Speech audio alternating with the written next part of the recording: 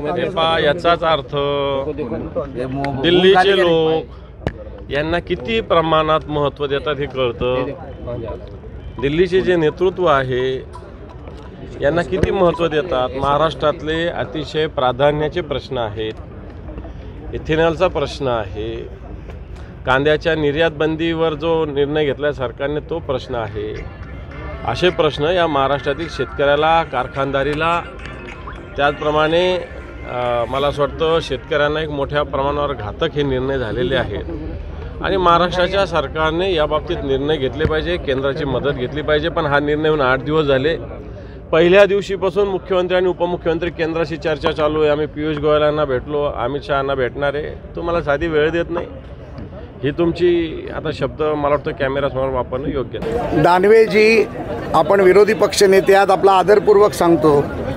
जे तुमचे नेते आहेत जे घरात बसतात पण वेळ देत नाही, आमचे तर नेते देशाचे गृहमंत्री आहेत। संसदेवर झालेला हल्ला आहे, NIAने केलेले 48 छापे आहेत, इतर देशातले विषय आहेत, काश्मीर आहे, जम्मू काश्मीर आहे, आसाम आहे, नॉर्थ ईस्ट आहे, या सर्व विषयावरच्या काम आणि संसद या विषयावरती ते बिझी आहेत।